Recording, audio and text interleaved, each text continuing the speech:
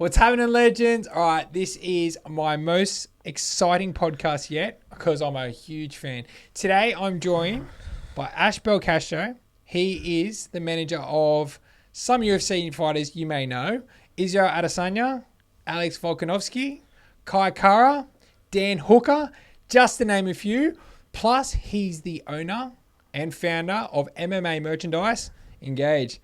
My brother, Hello, Ash. mate. That's a good intro. Thanks for that, mate. Hey, I'm very excited. Huge UFC fan. Fangirl over here right now. No, it's good. It's good when you usually when you talk or when someone asks you what you do, and you'll either get people that absolutely love the UFC or they don't even know what you're talking about. So it's good, mate. We've got that good connection there, so it's made things go well, I guess. That's a great segue to when we met. So Ash was actually just a walkthrough through the gym, and one day he came in with a mate from up Central Coast, and he's like, "Hey, we just want to use the gym," and I was busy doing something at the time, so I was like, "Yeah, boys, jump in there." So you guys did your session, came out, and then I remember you standing, we're just having a normal conversation, and you go to me, "What do you think of the gloves behind you?" I'm like, don't really care too much for them, and then you go, "Oh, I own an MMA brand and we can get you gloves." I was like, you know what? I need more gloves. That's great. And Hustling. And then straight into, I dropped the, I'm a UFC manager, and I was like, "Oh, who's your fighters?" And then he's like, "Oh, do you know Izzy?" Yeah. Just bang. Yeah. And Volk. Well done. No, but that's good. I don't want to jump straight into the UFC stuff straight away. I want to get to know you a little bit more. And I actually don't know, much about your upbringing. I know a lot about the UFC. But talk to me. Where did little Ash grow up? Central Coast. I was born in Hornsby, grew up there, and lived there until I don't know, when I was 1 or 2, and then the parents moved up the coast. So around in Campbell. I don't know if many people know where that is, but it's right near Wyong Lee's club. Yeah. So played for Wyong Roos growing up. Rugby league. Bit of league. And then just grew up there. And that's pretty standard, What kind of kid were you, Ash? Were you got up to no, yeah. Like I think bit of mischief, mate. Always up to no good, but always doing something, I guess. I loved rugby league growing up, and then got into martial arts a little bit later in life. But I think anyone from I guess the Central Coast growing up is it's all league. Yeah. Probably a little bit different now with AFL having such a big push into New South Wales, but and also MMA. Go off tangent here, but you look at Volk. When you talk about someone that's he was a rugby league player up until 22, with a little bit of wrestling in background, and then he took on MMA full time when he was 21 or 22. Because I played against Volk. And then he became well, there you go. Yeah, I played against when I was down in Ulladulla. He was playing for the Warilla Gorillas. Yeah, there you go. Yeah. Yeah, so but to go back to what I was saying, it's you've got athletes or kids that are just training MMA or just combat sports from the start, from the jump, that want to be mixed martial artists or in the UFC or fighting at a high level. So it's many pretty more cool. sports out there now. When I was younger, it was just league. Yeah. Just Matt, you know what? You maybe played touch as well. Oztag didn't come in until I was 14, but everyone around here was just league. It sounds like it was the same on the Central Coast. So you played rugby league throughout all of your your youth. Yeah. When did you start getting into MMA? First time I've got into MMA was when I went to a Video Easy store, and I saw the old school VCRs. So that's when I took one back, the UFC, and watched it there. Watched one of the UFC 1 or 2 or whatever it was back in the day. So that was my first kind of contact with the sport, and then I guess years later, fast forward, had a few, started the brand and met a lot of the guys that I'm involved with over in Thailand just through friendship, and then grew the brand. And the management came along probably around 2018 when Izzy went into the UFC. Yeah. Myself and Eugene Behrman kind of started AP Sports Management around Israel, and then took a lot of learnings from his career. Obviously, such an outlier that then we partnered with a company in the US, which is Conor McGregor's management group, and we took a lot of learnings from them. And now we're no longer with them, but with the guy that used to work for him, Tim. So he's been a big part of the journey of Israel's journey since about 2020, I guess. I think. I can't remember. Around COVID. Early. earlier, 2019. Yeah. So, Wow. but pretty much had a couple of little Muay Thai fights, mate. Nothing to write home about. But yeah, just showed me a photo of you as fell in Mr. love. May as a UFC. I'm sorry, an MMA fighter, and you look fantastic. Muay Thai. You look so good. Yeah, but yeah, so a bit of that. But just fell in love with it. Like how could you not? Mid-20s, living in Thailand or going back and forth. At the time I was in Perth, ended up there, working there and following the money over there, and then stayed over there. Had a bunch of guys from the Central Coast. We all moved there and stuff like that. And, kind of fell into it. Just fell in love with the sport. Met like guys like Kai. I met Alex out the front of a 7-Eleven in Thailand, in Phuket. Really? And we knew of each other because we'd had obviously mutual friends. It was probably like 2014 or 15. Yeah. And then and then we just and then that's kind of how it was at my first Muay Thai fight. But yeah, did you win? Yeah, won. But it was a funny story. Like prepping for the fight, I was just like, anyone that knows that goes to Thailand, you can have a fight like against anyone. There's no weight classes. It's just like, you know. But they were like, all right, like the Thai trainers there. I'd probably been there for 3 months and trained pretty hard, and I was all right, I'm gonna have a fight. And then the trainers like the day or two before, like, all right, you're being matched, because it's like literally you get matched like that. You don't know who you're fighting. Like it's just it's mayhem. And it's just at a local show, you know, like at the little stadium show. And yeah, they were like, oh, he trains. He's from this gym, such and such a gym. Or he works there. I'm thinking, all right, fuck, switch swearing. But I was like, look, I started, you know, I was like, oh, damn, like this guy trains, like he works at the gym, like, so I'm like, I'm in for a bit of a tough night here. Anyway, I went out there, second round, TKO.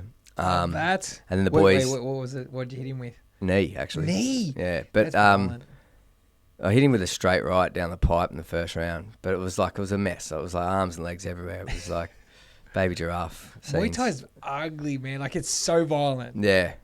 Oh, it's pure. Like you like I tell you what, if you don't want to go in, like, it's one of those things, like, you know when you're in a fight. If you're in a Muay Thai fight, you know you're in a fight when you're like halfway through and you get kicked in the head and kicked in the shins and it's not going your way. You know about it. You're like, what am I doing here? But anyway, like, yeah. So the boys told me, like, you're fighting a guy. He's from the gym. He trains at the gym. He works at the gym. After, because I was pretty going back and forth, he built a pretty good relationship with the Thai trainers, and was on the beers with them after the fight, and they're like, he works at the gym, but he cleans the toilets, so he's the janitor. So like I was like, oh yeah, there you go. But anyway, but it was good. Like, so that from that, obviously passion, met guys like Kai, Alex, Dan, Brad Riddell. And even like guys that like wouldn't be like household names, that like Shay Walsh from the UK, who was like a Bama, like it was a big name in the UK. And then like some guy, a few other lads like the Hickman brothers from the US and stuff.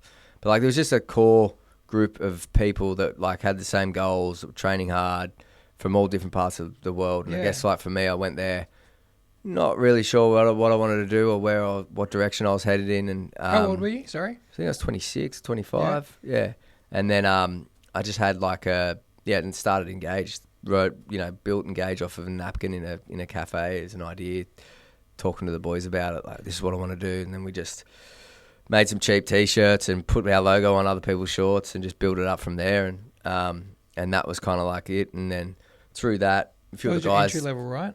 That was your entry level into like the MMA scene, so to speak. Yeah. That was kind of like the journey, like 2015. We didn't go online until end of like November or September or somewhere around then, 2016.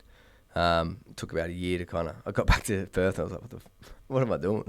I don't even know the first thing about anything. So, but it was good because we had a good leg up. Like one of my good friends, Jeff Sandler, who's actually works for Zuck now. That's another story. We'll get to that later. Yeah. He used to run Tiger Muay Thai's, like, which was a massive gym on the Soy. We all trained there.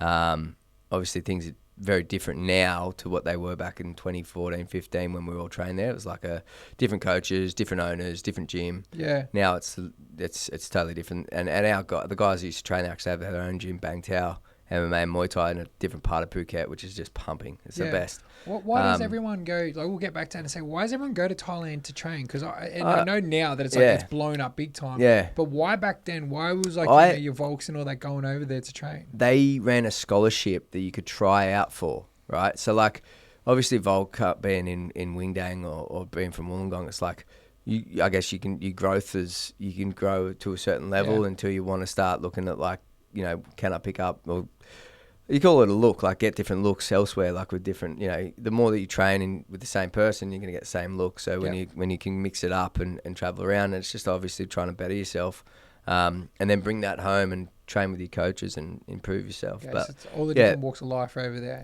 Yeah. And they had a scholarship program there where you get your flights, accommodation, food and stuff like that paid for. So you could go over there and train for prolonged periods. Didn't cost you a cent, and you'd fought under their banner. And they would take a clip on that, which is fine, but they were getting your fights type thing, if that makes sense. Did Volk have any fights over there?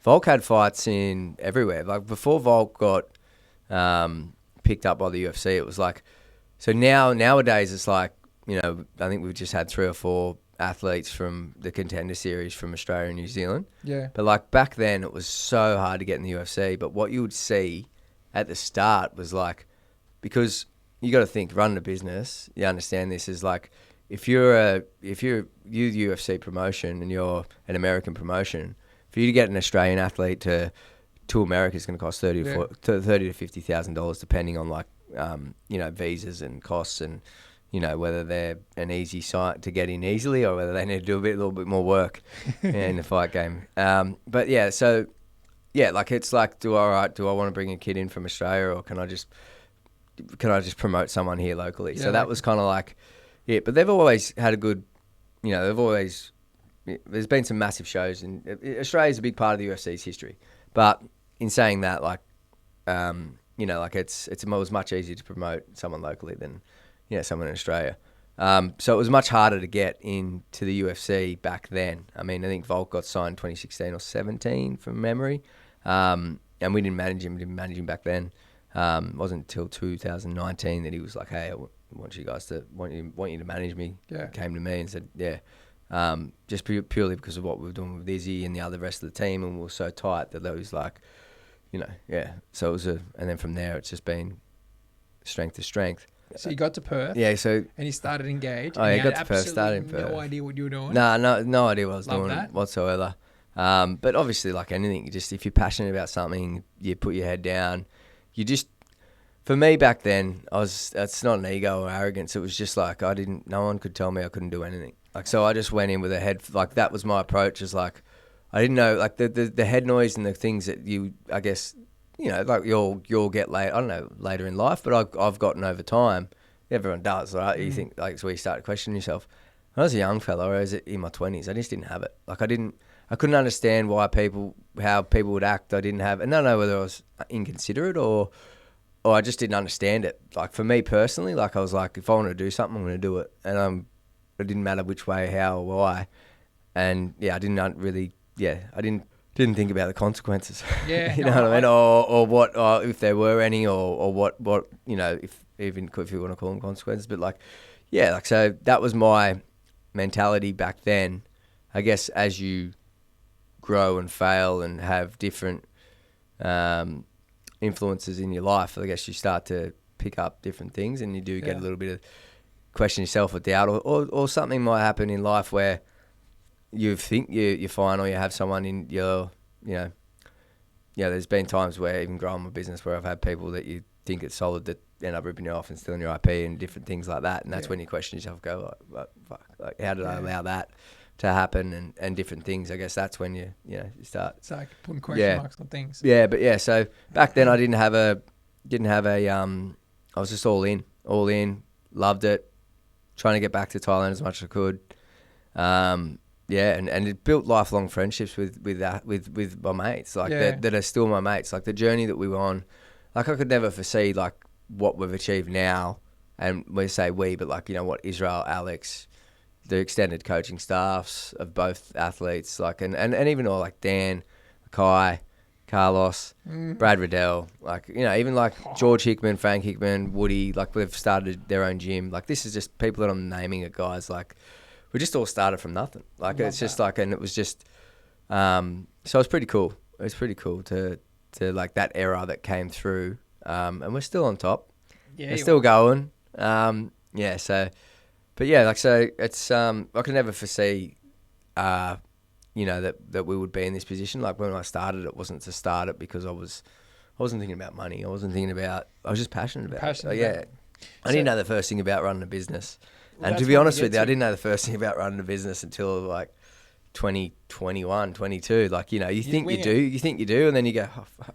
Oh, you meet someone that, you know, improves you, or like, you know, you learn over time. Like even now, like if I look back on 12 months of what I was doing to what I'm doing now and how I'm operating and how I'm running, it's like you just always evolve and learn. And that's what you want to be doing though. That's, I always say that in 12 months from now, even though I feel like I'm doing everything as best as I can, I want to look back and think, shit, I was so bad like this time 12 months ago. Yeah. Oh man, I was a cowboy, mate. I was a cowboy. Like it's just, but you bring good people in your company. You bring people on to advise for you, but it's just also like reps. It's reps as well, man. Like it's like, yeah, it's like it's things that come naturally to you. It's just over time from reps. You know what I mean? Like and that's both in the gym, or it's just you can apply it to everything. Yeah, I agree. So you start up Engage and you start getting runs on the board. How'd you start getting momentum with Engage? I think I started to tell you that I got sidetracked. So Jeff Sandler, he managed Tiger Muay Thai's social media, and they had like 1 million back when Facebook was massive. They had 1 million followers on Facebook, and it was back when you could like, so we would do a video of say like Brad hitting a bag, you know, in an Engage shirt, and then would upload it on Engage and then share it with Tiger Muay Thai, right? I remember that, yeah. And it would be, and it would just, because they had such a massive platform, it would go nuts. But then you could go in and prompt everyone to follow you. So we built like a massive following on Facebook, and would create cool content over there. I think Jeff was charging me like $500 a month, which was like, shut up. Yeah, because like obviously he lived in Thailand back then, and you could live on the cheap. Like plus he obviously had a few. He's you hustle. He got his other jobs and stuff, so it was just easy. Like it was cool. So we built from that, and that gave us some momentum. I remember when I turned my website on for the first time, we literally got.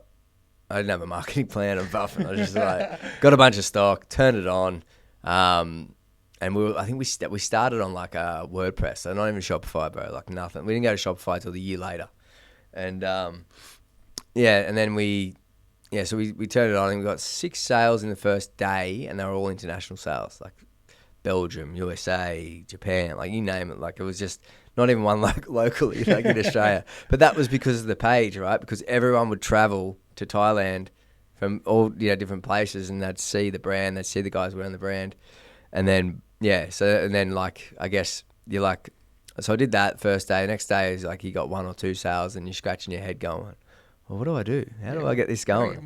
And so it's just come over time, mate. Like I think like there's been times where you want to throw it all in, and or you get ripped off, or you go through different moments. It's just everyone does. Obviously we've pushed through now where I think we literally just went on Black Friday sale, so I was busy doing that all morning, and I think we were at some crazy numbers today, so we should see it.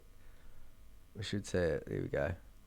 So I don't know if we're on sale now, and it's just singing. I don't know if you got that in there, but look at that. Yeah, since we've been sitting, so happy days. What are we doing, like 10 minutes in, 15 minutes it's in? All right. It's all good to go on sale. We got to make sure you're profitable. Yeah. So, yeah. But it's taken a lot to get there, right? Oh, yeah, for sure. I mean, we're in Rebel Sport in New Zealand, where we've got distribution set up in New Zealand, Australia. Got some good partnerships here in Australia with some good wholesalers. And, obviously, when you think combat sports, I think you think, as far as we're fight gear, fight wear, and apparel. So we've got like Engage has like a streetwear swag to it, an influence. Sure, I guess if I wanted it to be more over time, like you got to stick to what you're good at, which is fight. We're fight. We say we're all fighters. You know what I mean? And we are. Everyone from a different walk of life fighting for something. So like that's what we push, that's what we drive. But and we use our athletes and to tell a story and promote the brand. Yeah. So Israel and Alex are partners with myself on the brand. I brought them in a few years back, and we're just actually so things are great, strength to strength. We're set up in the Q1. We're set up in the US for distribution in Texas. So that'll go live in Q1 next year. So stock's on the sea at the moment, headed over there. So that's massive for us. US is a huge market for us. When we look at what part of our business, it's about a third of our sales are current in the US, and we're shipping from Australia. So the end goal is obviously to make your brand more accessible to the end user, to your customer, and by doing that, obviously you'll see conversion rate rise, and we can do a lot more there with license agreements, and there's a fun stuff that we've locked in for next year. So very exciting. Very exciting, yeah. You've got engaged, started up, and then when do you meet Izzy? Because there's a really cool story that I saw Izzy do on Joe Rogan. Yeah. And where he's talking about, I was telling the boys before we jumped on this, how it's like in the first minute of the Joe Rogan podcast when Izzy has the big engaged gold, it's a diamond engaged necklace, and Joe asks, like, where'd you get that necklace from? Yeah. And he goes, it's my mate's brand. And he goes, Ash is the guy that, sorry, I'm going to swear, but this is how Izzy speaks. He goes, Ash is like the guy that I always fuck with because he was there for me when no one else was. And he goes on to explain the story of how he just finished, he was coming to the end of his contract for his kickboxing. And before that, he was one of the highest paid kickboxers internationally, if not the highest paid. But he just lost twice to Alex. So he was coming to the end of that contract, and they weren't giving him fights, but he only had $500 left in his bank account. And he was training with Eugene, and Eugene could tell something was up and asked him, Alex, like, what's wrong? He's like, man, I'm about to be broke.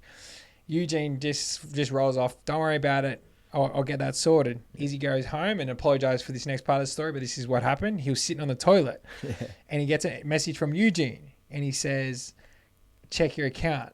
Checks his account, and there's money in there, right? And then he goes, thank you so much. And Eugene wrote back, don't thank me. Thank Ash. Yeah.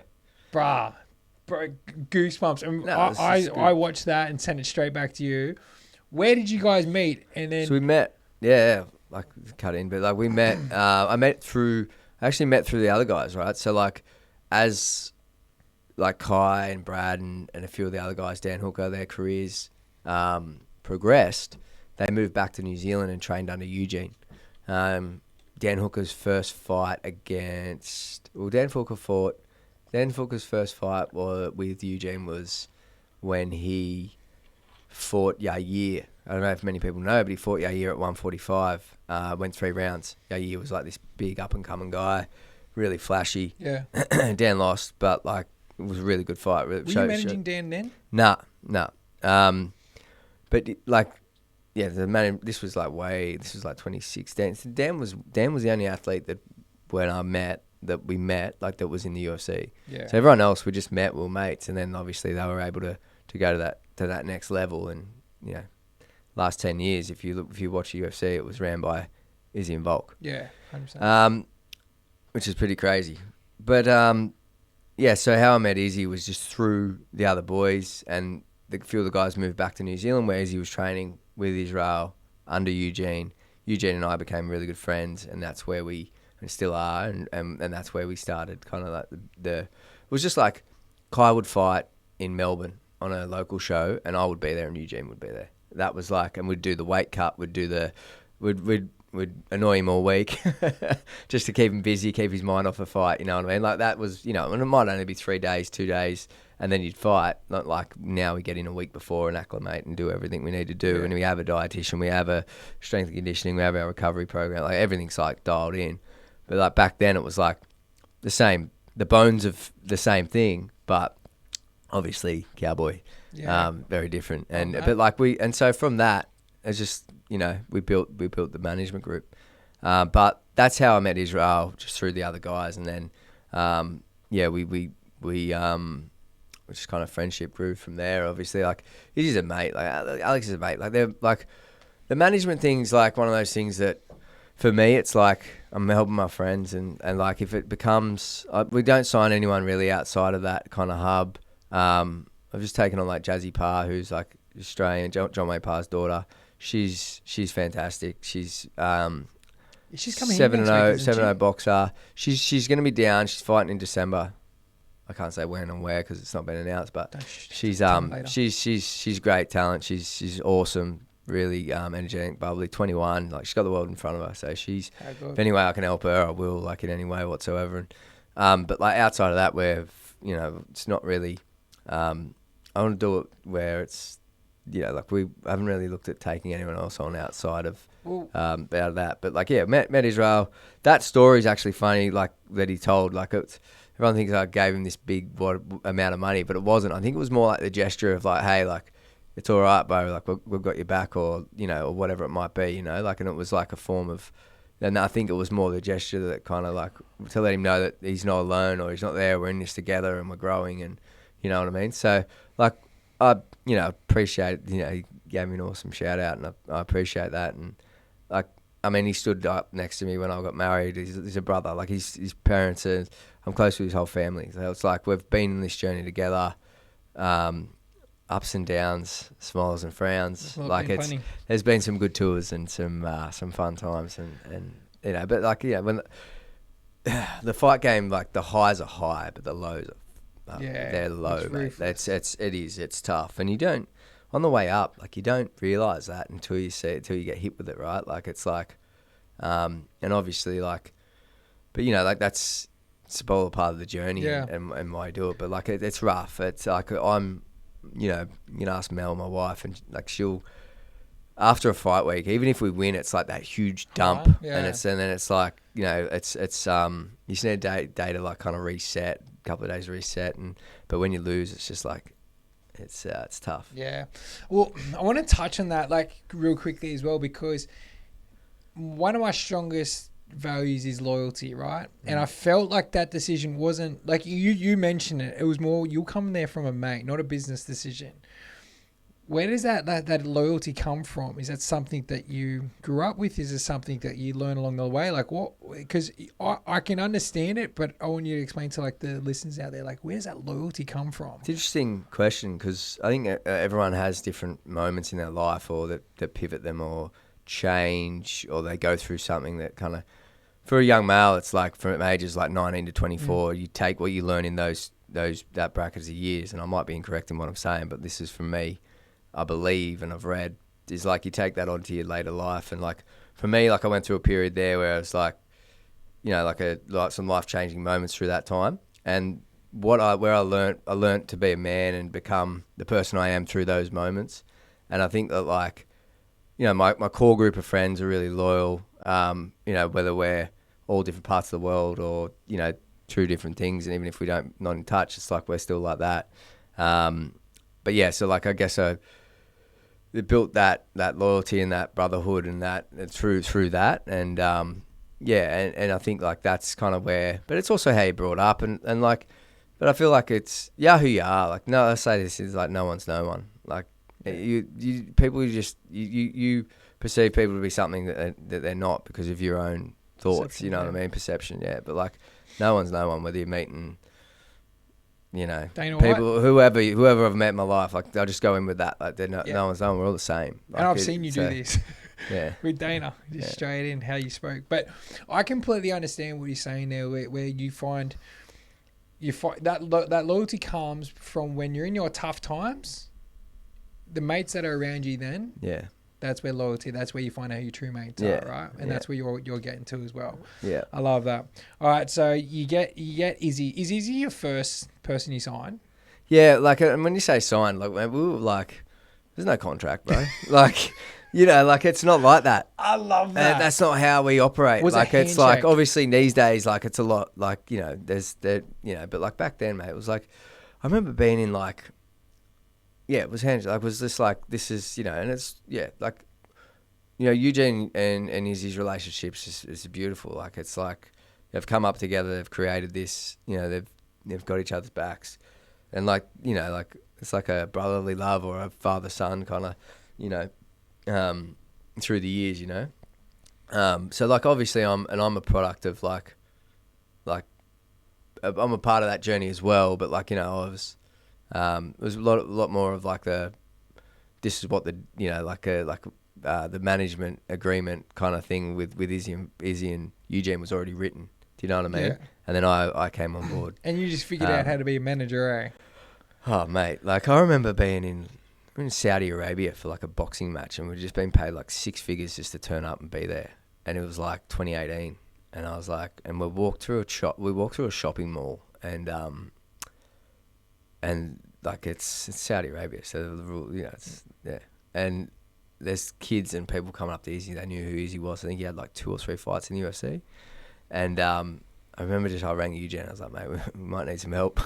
We're like, this kid's he's like a superstar. When you like, you know what I mean? Like you could sense it. Oh, well, of course, it was already written. Like I mean, Eugene and I, the deal that we did for Izzy after 2 fights was like what champs were on. So like we already knew that, you know. And then what we did is we learnt a lot. And then that moment, obviously, there was a lot of people trying to sign us or bring it like, oh, we can help.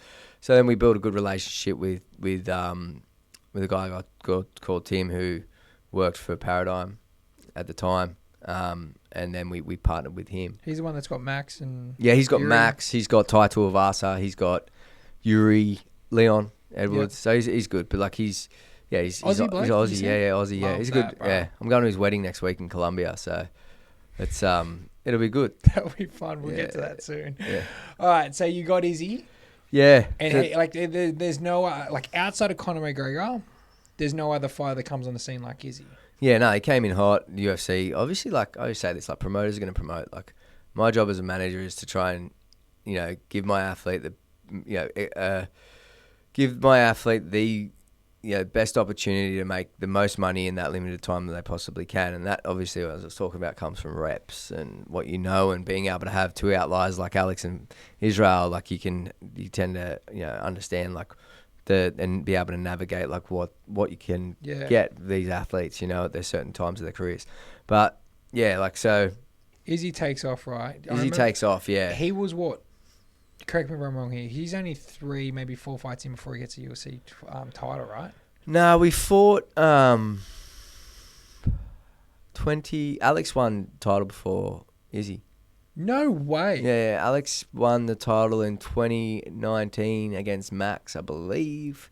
Yeah, he it does. Might have been December. But doesn't Izzy beat Rob Whittaker for... Izzy beat Rob Whittaker, yeah. No. Izzy beat Gastelum in Atlanta. What a fight. It was a big week. What a fight in Atlanta, that was a big fight, yeah. I got in the cage with him after and did the old shaka. Did like ya? It was... That would have been hot. Yeah, we could pull it up. But, Jamie, pull it up. But we don't have Joe Rogan. So. No, it's all right. Yeah, but next time. Next time, yeah. Yeah. But I think I could be wrong, but I mean, yeah, they all roll into one. Don't they? It gets a bit blurry. So Izzy blew up real quickly, right? Alex was a bit more of a slow burn. From memory, he had like some really solid fights. Well, that's what I was getting at. Obviously, I go off and here and there and everywhere. Back in the day, you couldn't get in the UFC, right? And it was like, and so when you did, like for someone like Volk, he fought in like all around the world, just getting fights because like he couldn't get a fight in Australia, so he was like in Guam, like he was like the Guam champion of their promotion, like it's just like crazy, yeah. And like fighting like high caliber guys. Finally, they signed him. He fought I think he fought at lightweight against a Japanese guy in Melbourne. He debuts, right? Comes out there, wins, dominates, ground and pound, finishes him, I think. And yeah, like goes on. Obviously, we like, you know, but like the level that you're at, because you couldn't get in the UFC, if you got in the UFC, the level that you were at back then, you were good to go. You were top 15 straight away because like you had the reps. Now they're the kind of like their business model is to sign a guy like, you know, 21 to 25, get them on like an entry level contract, build them up on their own show. So like they'll put on a fight card that's got like guys that majority of the guys have been signed on Dana White's Contender Series. They're all signed at like entry level contracts, and you've got a couple of guys that are on like big money. It's like it's a good business model. So it's like a different, like back then it was like much harder to get in the UFC. So like if you got in the UFC, you were like, and you were from Australia, you're at that level, you were good to kind of. There's better pathways now in UFC. Like we've had 11 guys in the UFC, I think, and 8 of them have been ranked. 2 of them have been champions, and 1 of them has been like had a title fight contention. Like Kai, you know, so like it shows you like guys from down under, or like guys from like in that era that we went through to get them in, like they had to be at that certain high level. So Volk, he had a tough run, even just to get in the UFC. Yeah. And that's like, you know, like he's the underdog. That's why we like earned, not given. Like that's what, like, you know, he works hard. But the reason why you see him do so well is because of the human that he is like, he's all in. Like he doesn't do anything without purpose, you know, or if it's not for his family. Like he has to have that driving factor in anything he does in life. And, you know, you saw him win the belt, but then got better and better. And better. And better. And it's like, people are sleeping on him. Like, credit to Ilya and everything he's done, but like, and you'll know in rugby league, and like, you know, like for myself personally, like, you know, when you look back and we made like groundbreaking money fighting Islam on that second fight. I didn't see it going that way. You know, like with the head kick knockout, like obviously the damage it taken, and then obviously you look back on the years that we had. It was just invincible. Like he ran through everyone. So like, we pushed the fight back a little bit, but it turns out it obviously wasn't enough because, you know, when you're recovering from a concussion and then you have to go straight back into training and you've got protocols you build in, you know, like you can't get hit in the head, or you build in habits that you normally wouldn't take on to a fight. So like, we're next. We've got Ilya next, and, you know, credit to everything Ilya's done. He said what he was going to do, but, you know, like, and he knows himself, like they've got a lot of great respect, is that you get Volk comes back in with the same mentality and the same level that he came in against Islam in the first fight, or even Yair Rodriguez, or even Max the third fight. Yeah, like he's gonna. I'll say he's gonna walk through Ilya. Yeah, like, and that's my opinion. And obviously, I manage Volk, so like it's one that's, you know, it's skewed, but like I'm not just saying that. Like I truly believe that. You know, like Volk, like, you know, at that level, it's, you know, like.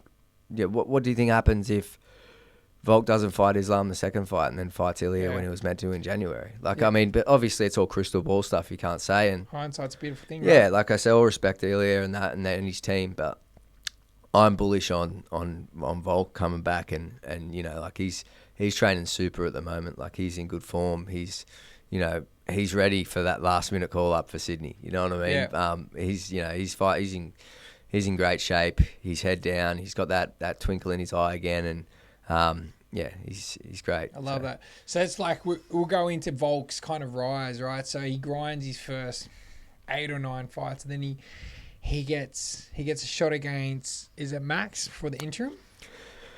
No, he gets a shot not for an interim. He fights Max. So he fought absolutely, like, so we went to Boise. And we fought, what was his name? Darren Elkins, who was on a tear, and just like, so he had a hard run, man. Yeah, I remember his run was hard. We dusted him off. Then we fought Chad Mendez. Yes, and that was when like, right. and Chad Mendez, like, that was a good fight. Like Chad still had it. It was the first fight for Chad coming back. I think whether he's been off for a long time. Yeah. But it was just Chad was Connor. Like, it was around like when Connor was making his run. Yeah. So like. I think Connor was the top dog. Yeah. Like he would, I think, and might have just fought for the lightweight strap, and that was James great. Eddie. On top of the world then. Yeah. So and then he fought. So that was it. Like John Jones was headlining. Yeah. And then there was a whole pictogram thing. We were meant to fight in Vegas. Vegas wouldn't let him fight because his bloods or whatever. They shifted the whole fight, right? They shifted the whole fight. So we drove. I drove from Vegas to LA, and like our camera guy who was from Vegas, his little beat up Toyota little dune buggy. I don't even know what it was. It was just this odd shape thing. I drove there by myself, drove the car. It was fun. It was fun, but like just the stories. But no one will know that. We moved the car. They moved the car there on like on the Tuesday. So when we all get shipped out, it was crazy. Like what they did. Volk goes out there, dusts him up. Finishes him second round, I believe, and then we fight Aldo.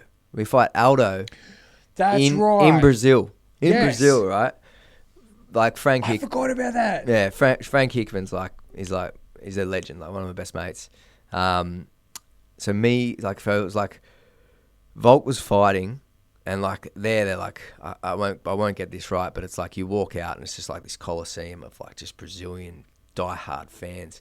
And if you're like a foreigner and you're fighting a Brazilian, they're like, as you walk out, they're like, the whole crowd's like chanting, "Ooh, Vudaye," or something along those lines, right? Just repeat and repeat. And really what it means is like, you're going to die. You're going to die. You're going to die. Oh. And as he's walking out, like Volk's there and you can kind of be behind the curtain. And at that stage, we were like, Frank and I were here. It's like just like, it was full of Brazilians. And we looked down at Volk, like, "Come on, Volk, yeah, Volk, let's go." And Volk's like, "Bro, settle down." Like, we didn't want us getting bashed or carrying on, because it was like we were the only two ones going for it. He's like, "Boys, chill." Like, just before he was about to walk out, and then after, like, we were like, he won the fight. Obviously, we were down, like jumping over people to get back down. We go back out. Yeah, it was a clinic. Very very like tactical fight. Yeah, technical fight. Yeah, so like, and then it was, there's been some good stories. I mean, traveled the world, you know, had a lot of success in the US, love the US, and obviously, been Berlin, America, all across America. Been everywhere. For fights, yeah. So one of the best reels I've seen was, I don't know if it was, I think it might have been Volk that posted it, and it was the footage of when he won the title, but it was when he's going to the decision, right? And there's you and someone in the crowd, and you got your... Is it Izzy? It is Izzy. Izzy, yeah. Yeah, it's you and Izzy arm in arm, waiting to hit, and... No! Yeah. And then you two... It gives me goosebumps thinking about it now. You two turn and hug each other, and it's like, yeah! Yeah, it was a big moment. That's your first world title, right? Yeah. Run me through that, brother. Oh, it was just huge. Like, at the time, like, it was just... Volk obviously was a massive underdog. Max, it's been he was, I think, like, at the time, like, Max was like this. The UFC loved Max, and for good reason. Like, like, as I say, promoters going to promote. That's their job. Like, find the next star, promote them. But like, you look at like, and Max at the time, it just really started to sell on pay-per-views. So like, all the time they'd put into him, it started to really go up, Yeah. And then Volk comes in and kind of beats him and knocks him off. So it's like, which was a close fight, and the second fight was even closer. But I think the first fight wasn't close. Obviously, it was a very clinical fight from Volk, and he won the fight. Yeah. Second fight was like a split decision. Volk is the one that brought in the calf kicks, like, who really stamped, because that's what he did with Max, right? Because Max is so good at striking, took out his legs, and he kept hitting that front leg, whereas you didn't see that much. And then after that, you saw every fighter target that front leg. Yeah. And it really changed the game. Yeah, people had to really change it up. Yeah. The second fight was really close. Well, the second fight was like, that moment, go back to your question, that moment was just, it was super. Like, you couldn't beat it. Like, it's, you think about it now as like, it's good to talk about, because you move through the, like, these days not much it sucks, but like, these days, it's sad to say, like, I speak to someone like you, so, like UFC, like for me, it's like, it takes a lot for me to get out of my seat. You know what I mean? These days, like, and it's just because, like, I guess it's not that I love what I do and I love it, but I've done a lot and been there and experienced a lot, and you can't beat the Perth crowd that we had when he fought Islam. Like, when he beat Islam. No, his arm's alright. Remember that was a crowd? That was typical a Perth wanker crowd. Yeah. Crowd, not wanker but crowd. Yeah, like, it's, I mean, I was hugging Izzy there thinking we won, like, there again, like, but that moment was huge. And then I think you asked me, like, next fight, the second fight. So the second fight with Max was like, we were first fight of Fight Island, and it was like one of the biggest cards there ever been, like, pay-per-views to ever be sold. Remember, it was like all this talk about Fight Island, COVID had hit, it's like June 2020. And it was the first fight card back. No other sports were on, so the whole world watched. And it was like Masvidal versus Kamaru. And that was short notice. And then it was like Volk versus Max rematch. Huge card. We're on like an odd sleeping pattern because you weren't needed to be on time. So like when Volk walked, I think it was like 6 a.m. He fought at like 6 a.m. or something like that. So we had to be at the arena at like 4. it was just all messed up. In Dubai or is it in Abu Dhabi? Abu Dhabi. All the fights are in Abu Dhabi. Yeah. So the Abu Dhabi own 10, or they own shares or something. They bought into the UFC at an early stage. Back when it was like Zulfa. But so they have an invested interest in it, and they brought the UFC for the last 10 years or so to I think that's like a 10-year deal, but like it's they're a big part of the UFC. And, so there's like odd sleeping times. Been there long enough that like there was all these different rules. It was just like around COVID and stuff like that. But USADA came, like, so it's fight night. We've made weight. We've done everything right. And then like USADA came, and I'm like, I came back to my room. Volk was asleep, and this guy like standing out the front of the door. I'm like, mate, what are you doing? And he's like, oh, I'm USADA. I'm like, well, he's asleep. You know what I mean? And then it was like at the time I could have just said, well, you got to wait until he wakes up. And he'd already knocked on the door, and his coach answered the door because it was like a 2-apartment room. Yeah. And he's like, what are you doing? And then like obviously Volk's woken up, and he's like, what? Like, because obviously, he's meant to be fighting. I think they came at like maybe 10 or something like that. PM. No, 10 or 11. So then it took Volk like an hour or two to be able to produce for him for USADA. So USADA's like drug test. You need to piss in this cup. I'll wait here until you piss in the cup, and I'm going to watch you piss. That's what they, like that's what they do. The night before a fight. Night before a fight, it's rude. Like, it was just off. Like a lot came of it after. Like internally, UFC did a great job to be able to say like, look, we're very, they made it right type thing to a certain degree. But yeah, then obviously Volk couldn't get back to sleep. Like obviously you can take melatonin and stuff like that. So he's, like to try and go back to sleep. So he did, but then he obviously woke up like groggy. And you see that in it was a slow start for him, Yeah. And then he's because of his fight IQ in a way, how resilient he is. Yeah. He was able to dig deep and swing it. It's like he changed the game plan after round He 2. did. He called an orbital. I can't call whatever you want. Yeah, he called it mid-fight and made a few changes and was able to win the fight. But it was a close fight. Yeah, it was. And then obviously you had like, the UFC or Dana came out and said they thought the Max won, and then everyone was like, oh, you lost the fight. So there's a lot like, even if as your champ, like when you've got, the promotion saying we thought you lost, like we were up against it there for a few months, and then obviously the next fight was an absolute clinic. Yeah, so COVID was just starting to wrap up in Vegas and in America, and we're over there that's when we fought Ilya. Came off the show, and then from then, like you just saw it, just his career rise from there, and it's just gone strength to strength. They'll shaved his head, mate, and then it was it was just bald Volk's on. Bald Volk was hectic. Yeah. He went on a hell of a run, right? And like you mentioned before, got all the way up to and was, I believe, the pound for pound champion. Fought Islam at 155. Everyone thought he kept his ranking after that fight because like he finished on top, mate. He won. He finished on top. Yeah, he did win. Like he won rounds 2.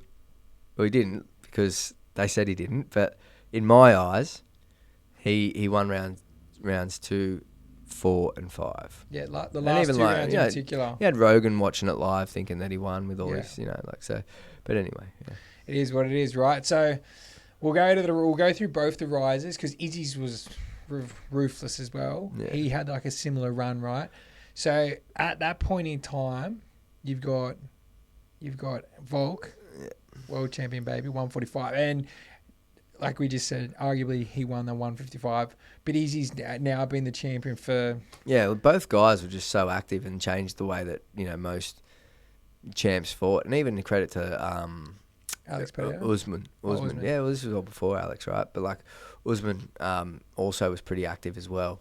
But yeah, like it's just like one thing we say to our guys is like the more active you are, the more you grow your brand, because you got that one moment, like the promotion is such a big powerhouse. Like it's like, the amount of impressions that like if Volk fights, the amount of impressions he gets globally on digital, print, everywhere. Like he's billboards, like his name's everywhere. He's on everything, like globally trending. And so what that does for your brand is like, and you even see it like when we have Engage. Yeah. So like you said, there's ebbs and flows and peaks.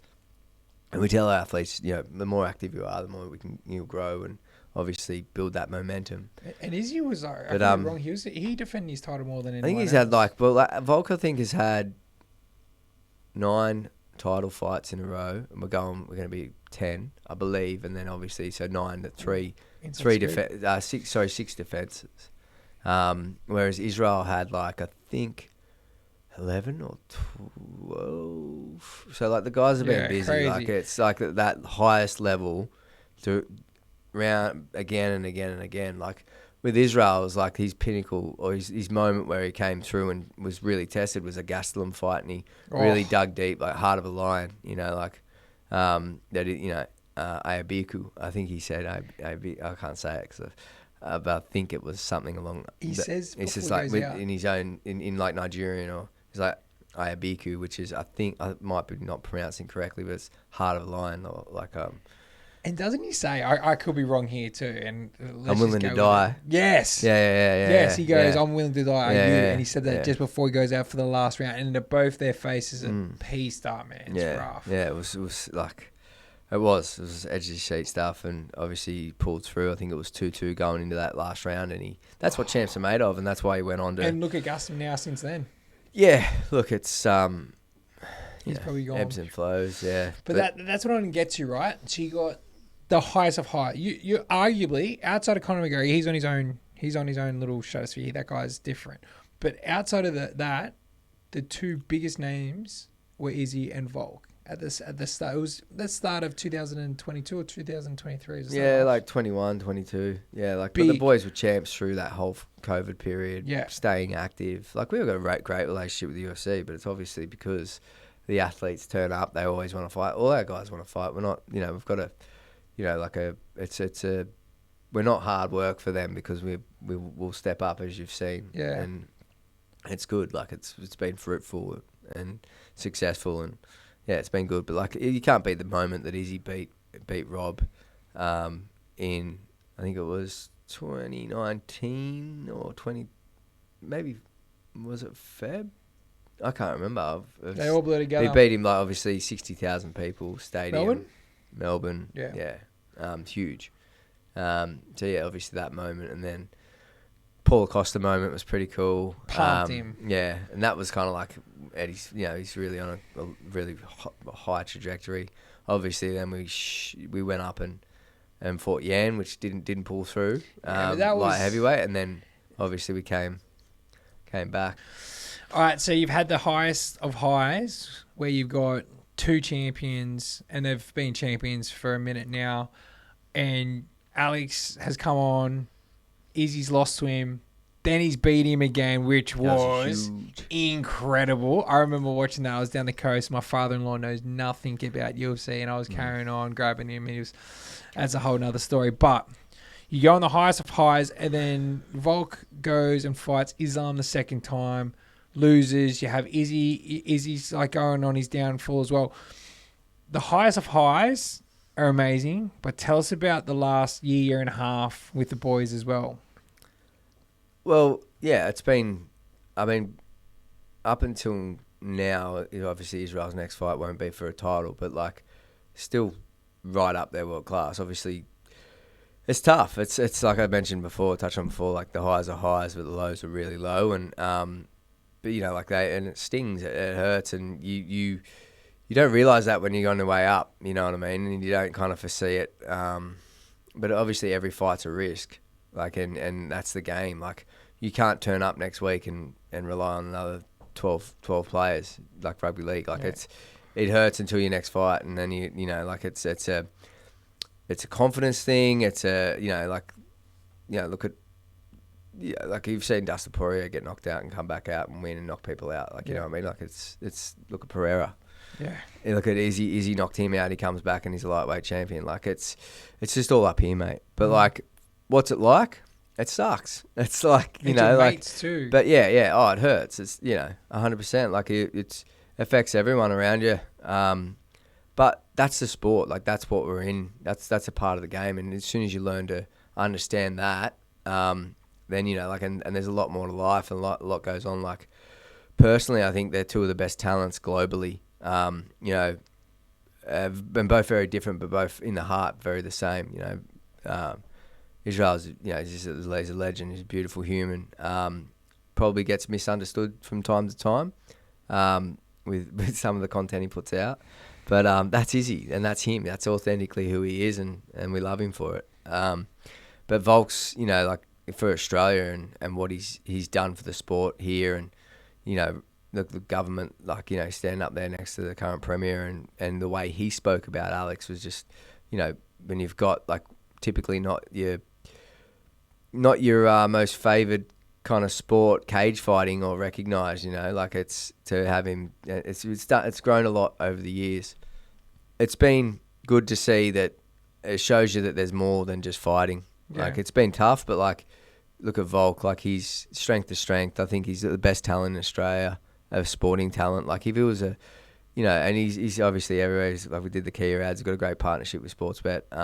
He's got his own skits. He's got his own cooking channel.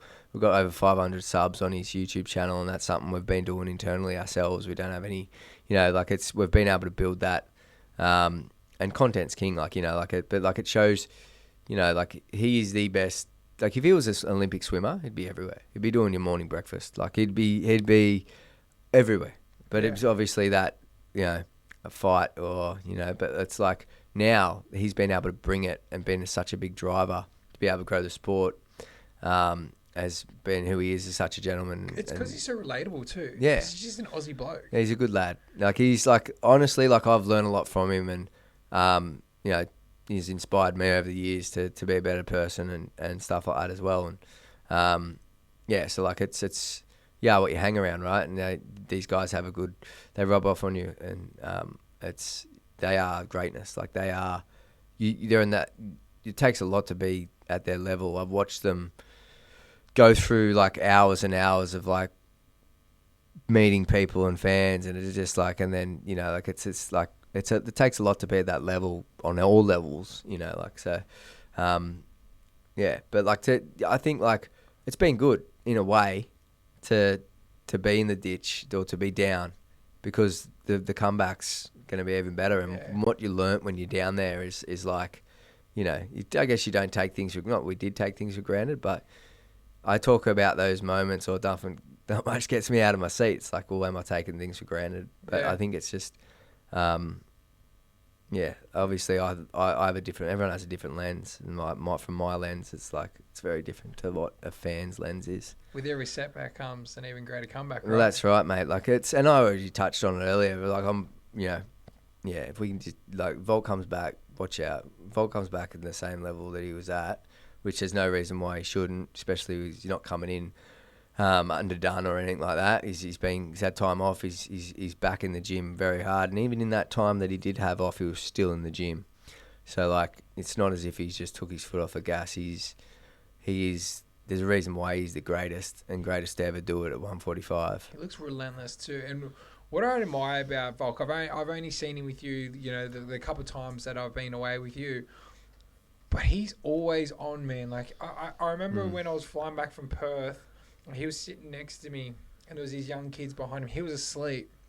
And when he woke up, literally just woke up, they grabbed him straight and asked for a photo. Straight away, he was happy to do it. Even though he would have been rattled, he would have slept maybe 2 hours the night before. Got a photo with them, but then he sat there and spoke to them for 20 minutes and just gives everyone time. I've never seen him once ever be even slightly rude. When he has every right to, when you're in those situations in an airport. I'm always the one in the background with a stench head on, mate, saying leave him alone. He just doesn't. He never he'll never say no. You know what I mean? But obviously that's why I'm around. You need that layer of, bit of protection. Yeah. I love that. So, anything you can tell us about the boys' fights coming up that you can a bit inside goss? Nah, look, I think both guys will definitely fight next year. Obviously for us, we want Ilya when that happens, and that's what we've, that's obviously saw him get in the cage after the fight. I'm not telling you anything. That's just a matter of whether it happens in March or mid-year. It's just going to come down. Obviously, it'll be in Spain. So that's what's been targeted. And then, is he, they've still got the passion there. We still feel like he can have another run to the title. Yeah. So, he's going to be He'll fight Q1 next year.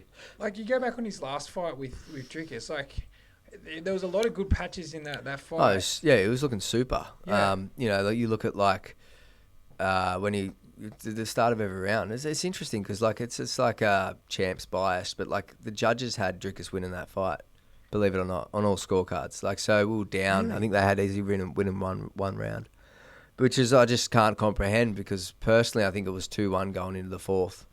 Do you reckon that's because, like, you just mentioned then, Izzy started strong, but the back like minute of every round, he kind of seemed to dip a little bit, and everyone remembers what's happened last. Like, do you reckon it's a bit of that? I think so. I think, but also it's about damage control, like how they score a card. I mean, if you look at that, it's very tough. It's one of those things like judging's always going to be. From that person's point of view. Yeah. Personally, I feel like it's pretty good most times. Like, obviously there is human error and bad judgment, and it does in the UFC. Like if the UFC is not happy with the call, they'll say it as well. So yeah, that's great. So yeah, like obviously with Volk, you look at like that first fight with Islam, for instance. If you're talking about damage and, like obviously he did get controlled a bit in the third round. Did you just hold up It was was there damage made in that position? Obviously you got to give him the round because it was sitting on his back, we did give him, like personally I feel like he did win that round, but like as far as like if you look at damage and you look at Volk after the fight compared to Islam and I mean I know for a fact they thought they lost that fight.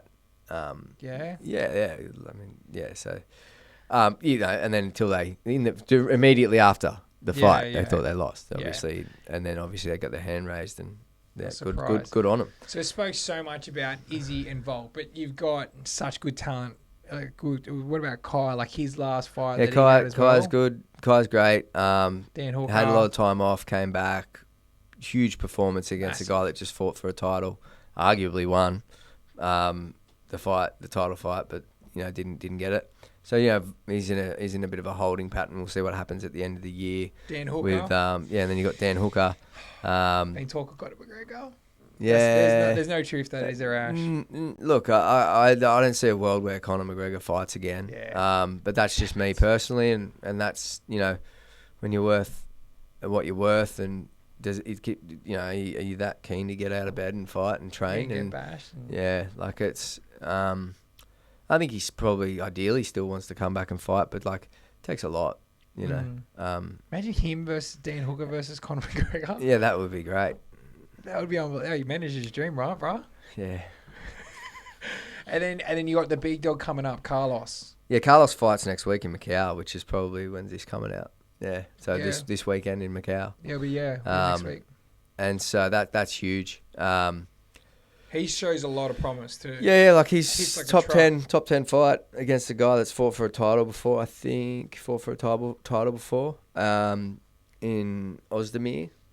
So like it's a huge fight. It's a fight I think is very winnable for Carlos, and he continues to build his brand and grow. I think he's probably from there.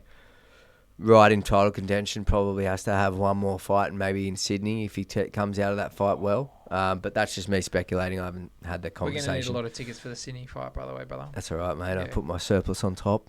Come see me. I will. There'll be a whole Reborn Bay, by the way. No, nothing on top. We'll sort these out. I love that. All right, and then you got one more fighter that I want to mention as well that's coming up. I think he was just on the Contender Series. And he knocked that guy. Yeah, Navo Sterling. So Nav's actually fighting in Tampa at the end of the month. He might be the last card of the year, maybe the 15th. It's like the pay-per-view's on the 8th, I think, and then he's on the 15th. So huge, massive raps on him. The UFC love him.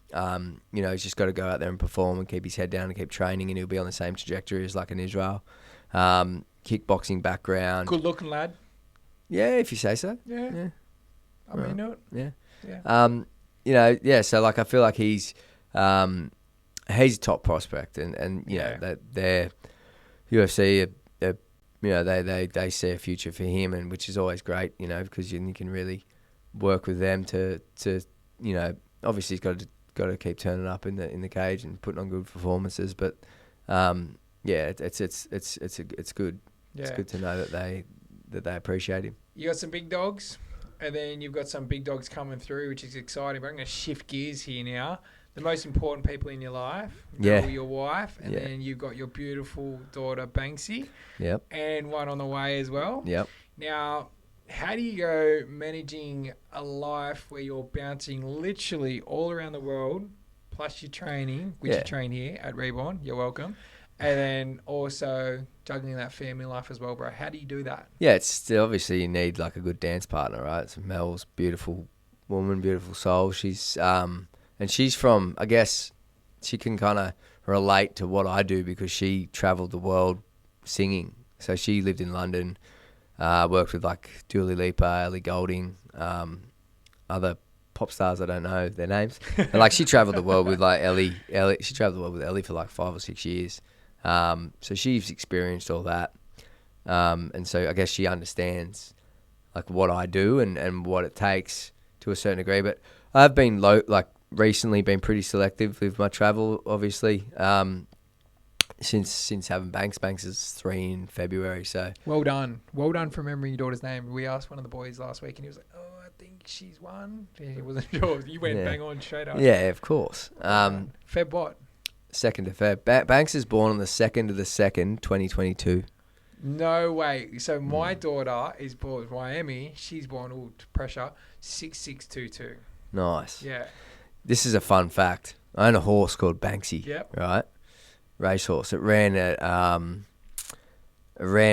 couple of weeks back. It was race 2, number 2, barrier 2. Oh, stop it. And it ran 2nd. Oh. And damn it. it was like, so my daughter's 2nd of 2nd, 2022. It was like 2, 2, 2, 2, 2. Should have won. So now you're just more selective with what you do. I try to be. Obviously, it's like what's important to you, what's your time worth to you. These are things you start to weigh up. And look, like I've been fortunate enough to be able to travel the world and do what I do. And I would obviously there's some moments there where you would rather be at home, or you need to be at home, or you want you want to be at home. So. It does take balance. It takes a good dance partner in Mel. Like she's fantastic, and support from my mum lives in Queensland and Mel's from Perth. That's hence why I met her when she was back visiting her mum, and then I went and got her from London and dragged her back. I mean it is tough, and it's all relationships and stuff take work and. Anyone will tell you that, but it's just been, communication I think is key, and I think that you've got to try and be present as well. So these are all things that I struggle with at times. Sometimes you come back from work and you just zonked. You can't even talk because you've just been on all day. The last thing you want to talk about is what you've just done. To a certain degree, unless you're venting about someone that's pissed you off. But sometimes it's that. So it's just a balance. It's just try and make yourself accountable, which I'm trying to improve on and do. Obviously, what I do does take a lot. Between 2 businesses, which is something that's that's something you want to try and I go from running around for someone. At a high level, obviously, you might be Israel or Alex or any other athlete, where you run around for them. Your service is to work for them, and might do you work for them, and then next you got to put your other hat on where you've got staff that are under you, in Engage, and anyone that runs a brand or understands a brand. If you take your foot off the gas, it's like you can disappear very quickly. So it's always about being able to forecast and be on top of things there. So there's a balance between that, having obviously you need good people, good team around you. That includes your family and your staff, but also it's just it's a working balance all the time.